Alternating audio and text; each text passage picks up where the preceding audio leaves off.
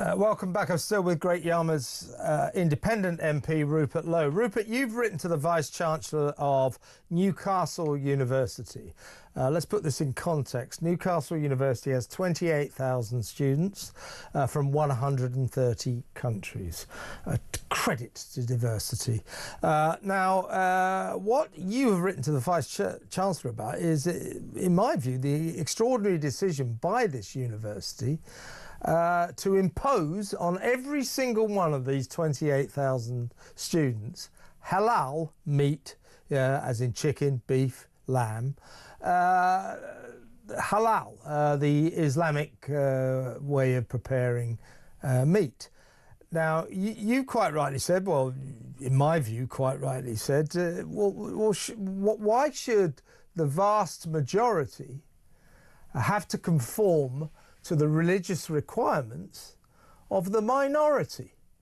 As you quite rightly say in your letter, you know, plenty of people do not want halal meat, whether for cultural, ethical or animal welfare reasons. A lot of us don't like the idea of slitting a poor live animal's throats and letting all the blood run out, because apparently that keeps their God happy before you eat the meat. A lot of people don't like that idea. So have you had any response from Newcastle University about their strange decision to impose the religious requirements of a minority of students on the majority of students? Have you had any response yet? Well, let me first of all pay credit to my team, which is growing fast thanks to our support from the British people. And in this case, Lewis Bracknell is running our whistleblowing line, because I think in Britain, we've still got a bedrock of fundamentally decent people who know the difference between right and wrong. So a lot of this is coming through Lewis Bracknell's whistleblowing line. And I would urge everybody, not just on religious slaughter or whether it's halal, kosher, whatever, any other form of wrongdoing by any state institution, please do contact Lewis and tell us about it. We've set up a way of effectively allowing people to do that without being outed. So you can feel free that it's in total confidence. And I can tell you, it isn't just Newcastle. There are other universities, there are other private schools, and we've even got one major government institution who we have now written to. They've tried to tell us a bit of a porky, but we've gone back because we've had further evidence that they were doing it. And we'll be able to hopefully come out with that too. But as you know, I'm a farmer, so I've raised and spoken about halal slaughter in Westminster Hall debates. The question really, Kevin, as you quite rightly say, is why is the default position apparently becoming that we all eat halal slaughtered or religious slaughtered meat rather than meat that's been slaughtered through our own abattoirs? And it appears that the easy position for the slaughterhouses, and now I would say to everybody, unless you know the slaughterhouse code on a lot of the meat that you buy in supermarkets, the chance is you're buying and eating religiously slaughtered meat, because there is now a regulatory arbitrage. So our abattoirs are more highly regulated in terms of our slaughter, where they use a huge dose of electrocution to kill the animal before it's slaughtered, whereas in halal they have this sort of front where they pretend to give it a small stun, which actually very often gives them an epileptic fit.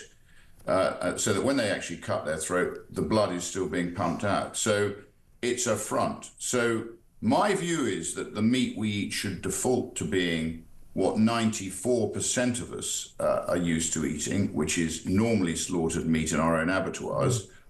But what's happening is, in more and more institutions, the default position is halal is being served because it's easier, because there's a regulatory arbitrage. And ultimately, you know, we haven't so far had transparent labeling, which allows people to make a decision for themselves.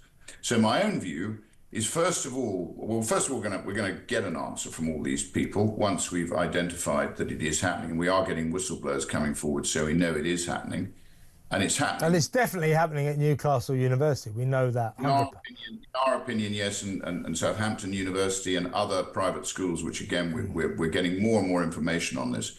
But the default position, as I say, should be, is we should label everything very clearly, so that those people who do have an objection to eating either halal or kosher or any other form of religiously slaughtered meat should have the opportunity of being absolutely clear and transparent about what they're eating. But I can tell you, you need to know the slaughterhouse code before you can tell that now. And it's actually a national scandal. So I've said to my wife, do not buy any meat from any supermarket, only the local butcher if you know how it's been slaughtered. Because I object, if you ever watch a video on religiously slaughtered... well, a lot of people want to end halal slaughter. It's pretty vile. I have no problem with Muslims eating halal, but I have a problem with the default position being that the British public are eating halal meat. I think that is dishonest. As you say in your letter, Rupert, universities should not be in the business of enforcing religious dietary standards on everyone. The answer is straightforward. Restore non-halal options immediately, clearly label what is halal and what is not, and let people choose for themselves. What the entire student body, all 28,000 of them, are being subjected to here is the subordination of everyone else to the requirements of Islam. Well, Islam, and in terms of kosher actually has no stun at all. It's literally a cut throat. So it's religiously slaughtered meat, but you're right. What's happening is the minority position is being deviously forced upon the majority. So personally, I think labeling first, so people can make their decision. But in the end, why should 94% of the country have to suffer this when they're used to basically eating meat killed in our abattoirs, which is, yes, slaughtered, but slaughtered in a more humane way. Yeah, exactly right. Well, listen, Rupert, will you keep us in touch with whatever response you have from Newcastle University and indeed other bodies that are imposing halal meat on their customers? Will you let us know? We'll keep you posted, Kevin, but we want to be fair to everybody, and we want to, once they've answered the question, I think a lot of them are reluctant to answer because it will set a huge hair running and it will cause them problems. So we are finding it difficult to get blood out of the stone at this stage. You can put it that way. We will get it. We will get it. OK, Rupert. Well, listen, as soon as you do, let us know. Good to have you on the show tonight. As always, it is always a pleasure. Thank you so much for your time. That is Rupert Lowe, of course, the independent MP for Great Yarmouth, former Reform UK. What do you think about this? I mean, he's got a good point here, hasn't he, about Newcastle University. He's talking about other universities doing this, other public bodies. You go to their canteens, their cafeterias, whatever. You want some chicken or some beef or whatever. And if you're not careful, you'll be eating halal beef or halal chicken or halal lamb, and they didn't tell you. Because everyone has to have the Islamic religious dietary requirement. Even though, as Rupert says, 94% of us don't like the idea of that. What is going on here? What is going on? 03444991000. I mean, I don't like halal slaughter. I don't like kosher slaughter at all. I think it's very cruel to animals. But that notwithstanding, it is what it is. It is out there.